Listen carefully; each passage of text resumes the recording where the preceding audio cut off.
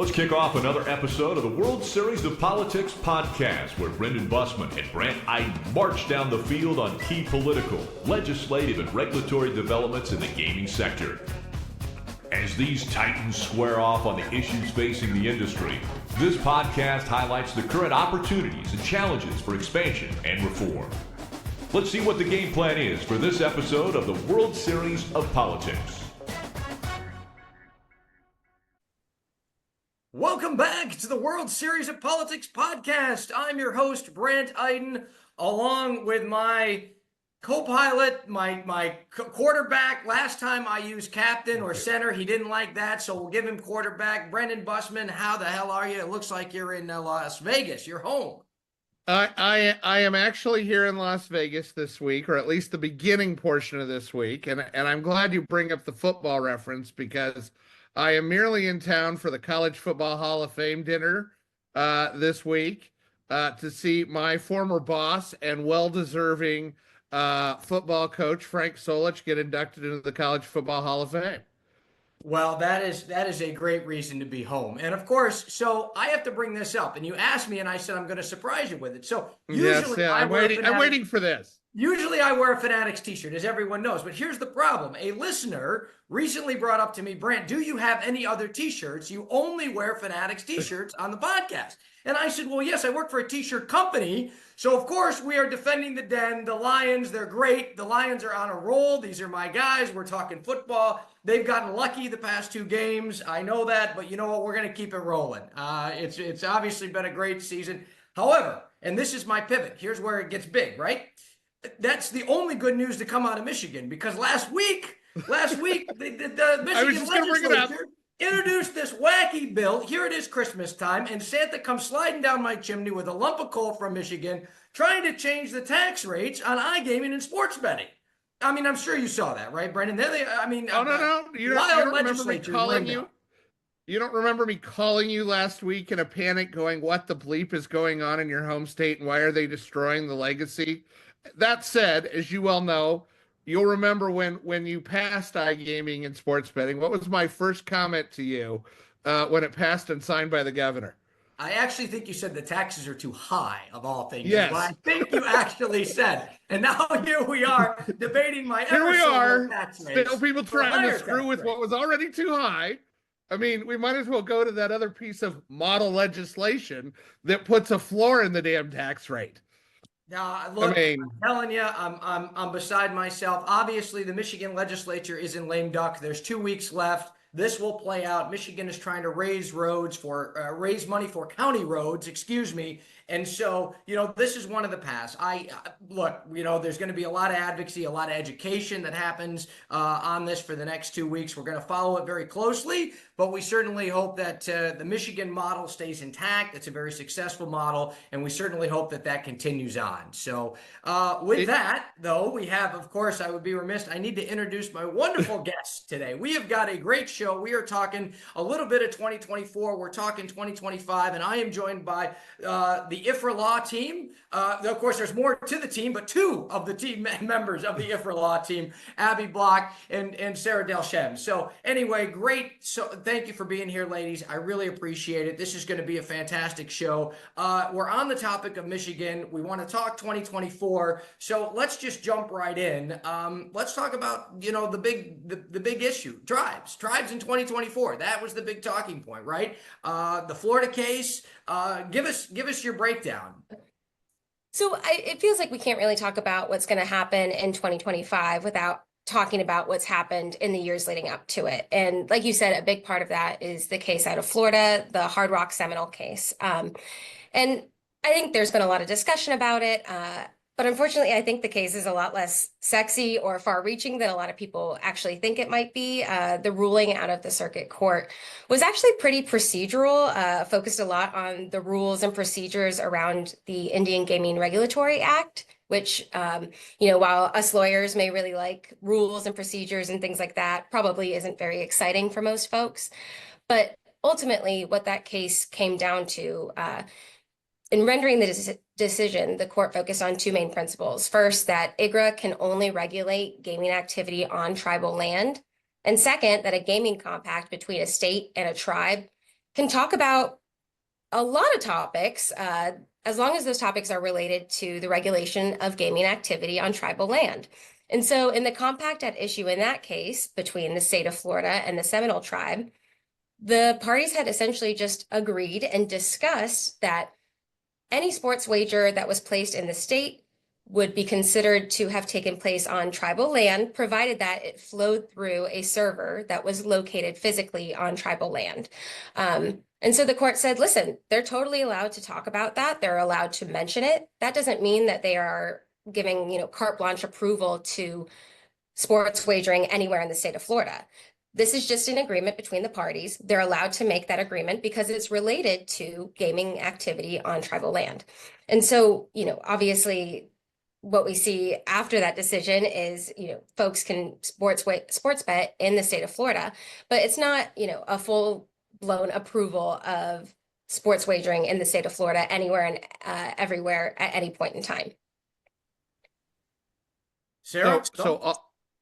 Sorry, Brendan, you had one there. No, go ahead. We'll defer to Sarah because I have some questions, but let's keep going.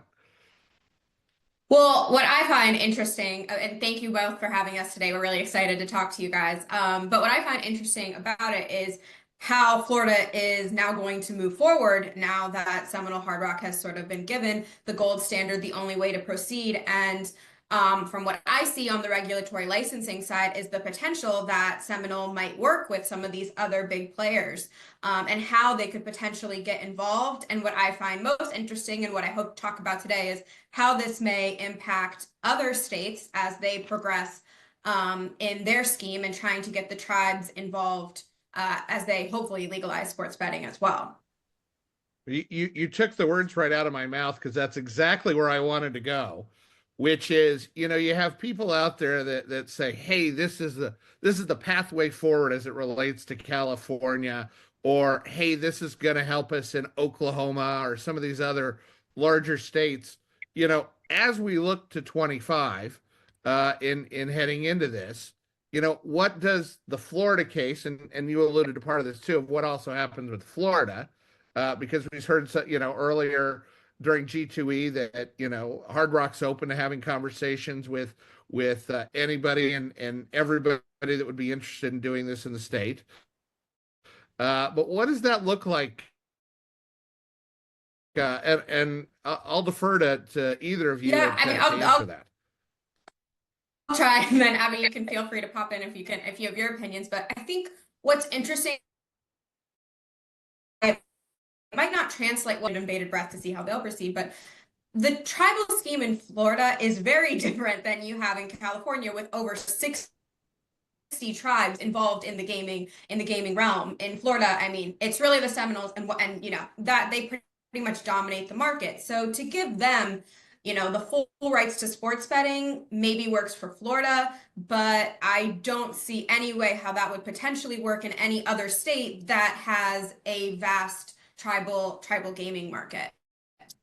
Yeah, I think that's really interesting, and that's one of the things that Brendan and I talk about a lot, which is it's really just Florida is so unique as we look across the tribal landscape. And frankly, every tribal state is very different, and that is just the way that is just the case. But to say that simply one model that works in one state is going to carry over, that would me very naive to say, well, the Michigan model works perfectly everywhere else, right? It just isn't necessarily going to work. And each tribal state is going to be very different. So, and I think that was a great segue. And Abby, I guess I want to sort of pivot over to you, looking to 2025 then. And so, beyond just kind of the nature of, the tribal landscape and what we may see there, what else are you sort of seeing as it relates to, the legally in this industry, regulatory? What are some other things that you're seeing come across your plate?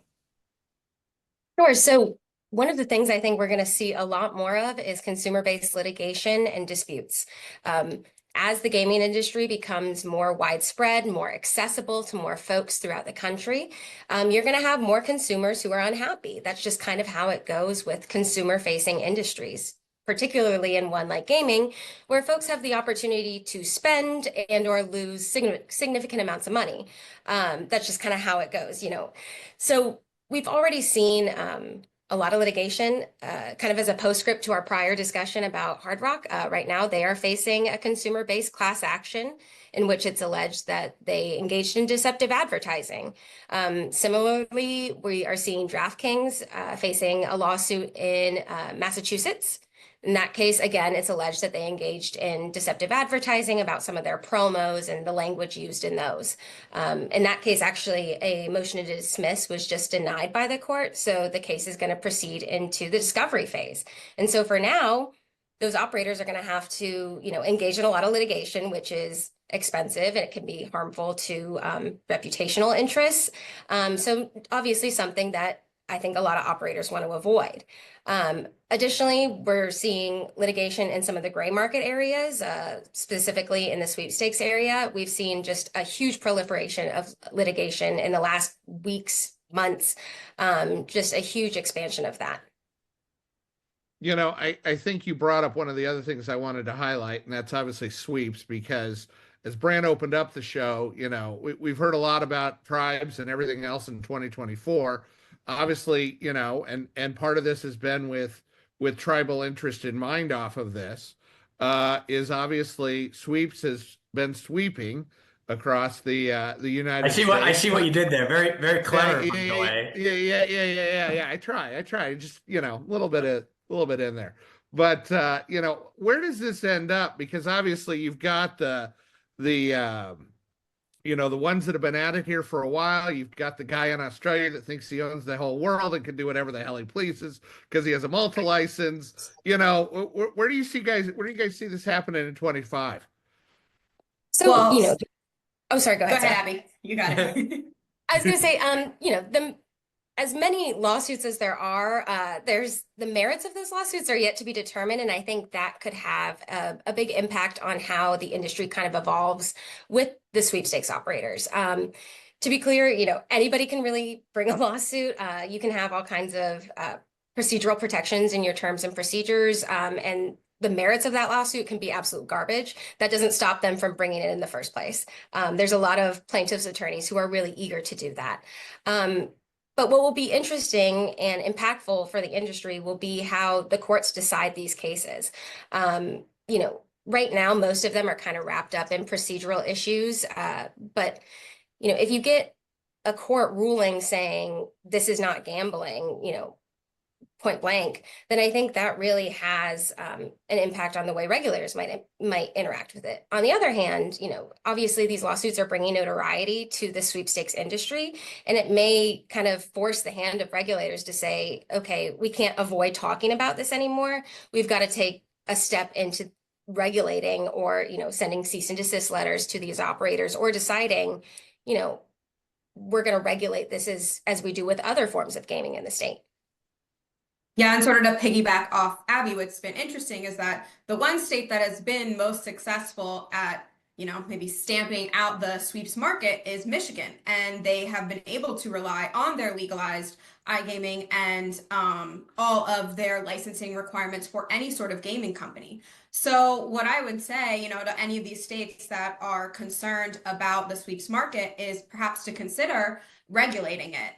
You don't really have, as we've seen in all of DFS, the thing that has become most successful with the states and being able to go after what exact type of offerings they want to have is if they regulate it. All these states that have decided sort of not to touch daily fantasy or touch anything like that, they haven't really done anything to go after and protect their consumers. So, my hope for 2025 is that maybe, fingers crossed, we can see more regulation and legalization of iGaming. But on the other hand, what's been really interesting about Michigan is that once Michigan came in and sent out all of their cease and desist to sweeps, there was not an uptick in iGaming, which maybe tells us that the consumers that are interested in playing sweeps aren't so interested in playing iGaming. Now, what that is, I don't know. I'm not in those consumers' minds, but there must be a different market of people that are interested in sweeps gaming and a different market of people interested in iGaming. So, as everything else in a free market, I would say if you have customers interested in both, perhaps the way to go about it is to license and regulate a sweeps market, the way that we've seen states come in and regulate and license DFS. That's interesting. Interesting observation. I not to get in a back and forth with you, but I love the part about more regulation on iGaming. I may just pivot and say, I'd love to see that one. It would be interesting to see that later point you made, Sarah, about regulation on sweeps. I think that it's a very interesting point. I think one of the things that I've noticed is that maybe what we haven't seen, and the reason we haven't seen the uptick in the numbers yet, is because we always have these 30-day delay reporting periods, and we're only 60 days out, 90 days out from those cease and desist letters, which do take time. So, but I'm very interested in that point, and I do want to see how that plays out over time, right? But I think where we absolutely both fully align is the fact that we would love to see more regulation of iGaming throughout 2025, right? You like started to glow when she said that. I did. I was right at the point of that is the line of the podcast. And then she said that second part. No, I'm kidding. No. Well, do some editing. Between that and the number of times Michigan's been mentioned in that, it's like the drinking game that people are going to watch this, and every time they hear Michigan, they're going to have to take a drink because it's all the Brandt Iden show about everything that was great in Michigan. It's a fair point. It's a fair point. That's a fair point. So let's look at, and I do want to go on the point of 2025, and I do want to look at what else.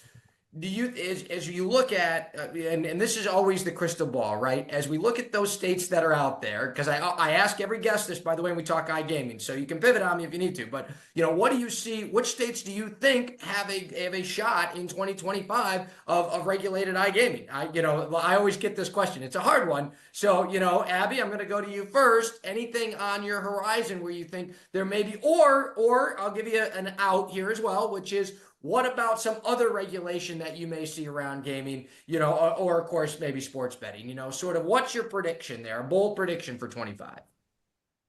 Okay, I'm going to jump on the latter proposal. Okay, there you go. I knew I had to True lawyer only takes what they want to hear and goes with it. There you go. I love it. Yes. I love it, by the way. Yeah. I'll leave the rest to Sarah. I think what we're going to see is, some regulations that are going to be targeting marketing. As I mentioned earlier, we're seeing a lot of litigation to that effect. And so I think maybe regulators may take notice of that and, preemptively try to prevent those kinds of lawsuits. Sarah and I have had a lot of discussions about what is and what isn't effective, especially with regard to like responsible gaming messages. And we really think that regulators need to take a good, hard, fast look at what's working and what isn't. There are enough states now that have legalized sports betting that they can look at and look at the numbers and see what does and what doesn't work, what's too complex and overly regulated to the point where it's not even effective anymore. And to also really think about, in the year 2024, 2025, how are we getting our message out to people? Are these regular responsible gaming messages that we are so used to, at the bottom of the screen during a commercial, are those effective, or are people just going to fast forward through those? When folks are getting their advertisements on podcasts, are they just going to fast forward through those responsible gaming messages? And we need to be looking at all of those nuances, the realities of the market that we're looking at now. And I think regulators need to do that as well. And I just want to piggyback off what Abby said. I have to say it is that the key to getting around all this is not to put regulations to stop marketing, as that would be a violation of the First Amendment. So the key is not to say, no, you cannot market this. That's the beauty of our country and a free market and the First Amendment. So I just wanted to add that on to everything. And I totally agree that we need to really focus on what is effective and how to not only make it so that all these operators can effectively market their product, but also in a way that's safe, and always keep in mind that there is a person on the other end. You bring up a very valid point, and Brandt, I'd be remiss if I didn't mention it. These legislators sometimes forget this little thing called the Constitution. It's a beautiful document that people need to remember, especially the ones at the federal level that just need to stay the hell out of our business. But that's a whole different story. But podcast. That's the Freedom Podcast with Brendan Bussmann. That's a different podcast. Well, we can do that one too if we need to. But it is what it is. But do you see anything sort of in back on the iGaming front, I know you guys sort of circumvented over the potential off of that. Where do you see the best opportunities potentially for some sort of level of regulation as it relates to iGaming? The silence is deafening. Yeah, it's hard. I mean, I think that sort of going back to what I said before, the popularity of the sweeps market has really told us that these types of products are popular, and people are playing them, and the uptick in litigation says that we need to find a way to make sure that people are playing these types of games in a safe and regulated way. And I hope that maybe these states will see that, and maybe it will be that push that they need, that maybe legalizing iGaming is the way forward. Now, I'm not going to try to predict which states will and won't, because I tried to do that at the end of 23 and I was wrong about almost every single one. So Not wrong every year. Don't worry about it. It's fine. Who was right about the election? Yeah, I right. might have been wrong Okay. about some of the other Brendan. predictions, but I was right about Abbey, the election. Abbey, any final words? I think 2025 is going to be a year where we see a lot of new and exciting things. I would just advise folks to not, be scared off by some of like the boogeymen that so often come into conversation. There's so many tools out there that we can use to our advantage that, may be touted as harmful, but like things like AI, they can be used to help folks. They can be used to make a more effective business model. They can target responsible gaming issues. They can target fraud issues. That's something I'm looking forward to seeing in 2025, seeing how the operators really take advantage of that and use it to benefit not only their business, but also consumers as well. Awesome. Abbey, Sara, the entire Ifrah Law team, we appreciate it. Thank you so much for joining us. This has been fantastic. This has been another episode of the World Series of Politics podcast with your hosts, Brandt, Iden, and Brendan Bussmann. You've been listening to the World Series of Politics podcast with Brendan Bussmann and Brandt Iden. We'll be back soon for the next coin flip. This has been an IGB production. For the latest news, views, analysis, and data on the global gaming industry, head to iGamingbusiness.com.